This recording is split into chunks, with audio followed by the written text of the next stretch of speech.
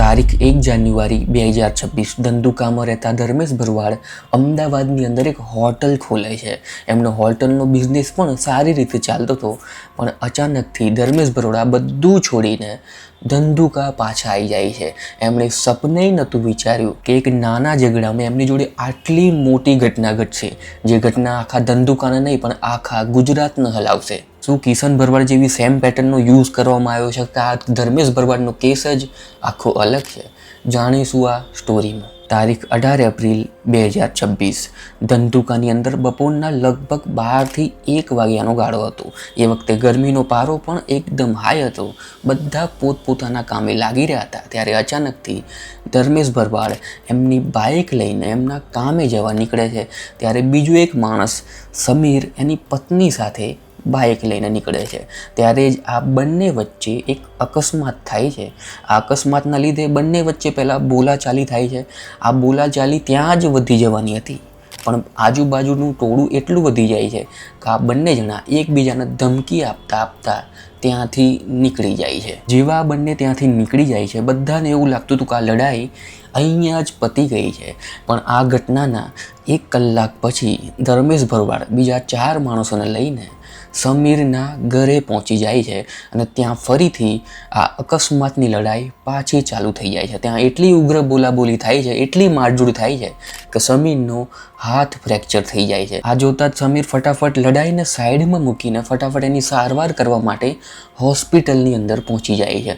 પણ ત્યાં પણ આ ઝઘડો શાંત થવાનું નામ લેતો નથી. ધર્મેશ ભરવાડ બીજા 20 માણસો સાથે નસીબ કોલોની તરફ જાય છે. ત્યાં એમની મુલાકાત સાહિલ, સલીમ અને ઇમરાન જોડે થાય છે. ત્યાં ફરીથી આ મુઠભેડ થવાની ચાલુ થઈ જાય છે. આ મુઠભેડ આ વખતે એટલું ઉગ્ર સ્વરૂપ લે છે કે જે ઇમરાન હોય છે એને તરત જ આ મુઠભેડના લીધે ફટાફટ હોસ્પિટલમાં ખસેડવામાં આવે છે અને એને આઈસીયુના વોર્ડમાં શિફ્ટ કરવામાં આવે છે.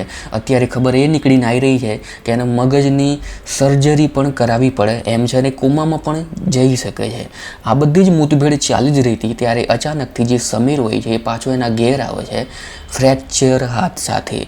આ વાતની ખબર પડતા ધર્મેશ ભરવાડ ફરીથી એના સમીરના ઘેર પહોંચી જાય છે અને ફરીથી આ મુઠભેડ થવાની ચાલુ થાય છે. આ મુઠભેડના લીધે એક માણસ હોય છે જેનું નામ હોય છે રિઝવાન.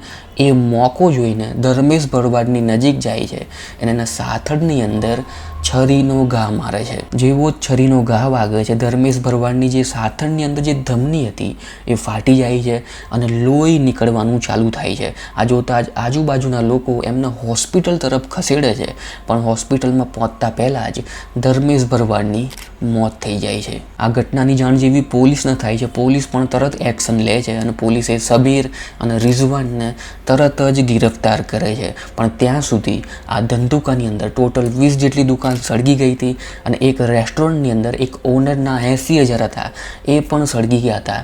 એમની કોઈ ભૂલ નથી તો પણ એમની દુકાનો સળગાવવામાં આવી હતી. આ ઘટના પર કાબૂ મેળવવા માટે પોલીસ પણ એમની 200 જણાની ટીમ બનાવે છે અને 200 જણાની ટીમ લઈને ધંધુકાની અંદર ઉતરી જાય છે. અત્યારે સ્થિતિ એકદમ કાબૂમાં આવી ગઈ છે. આ કેસની તપાસ કરવા માટે SITની રચના કરવામાં આવી છે, સ્પેશિયલ ઇન્વેસ્ટિગેશન ટીમની. આ તપાસની અંદર બહાર પડ્યું છે કે જે ધર્મેશ ભરવાડ હતો અને જે સમીર અને રિઝવાન હતા એ પહેલાંથી એકબીજાને ઓળખતા જ નહોતા.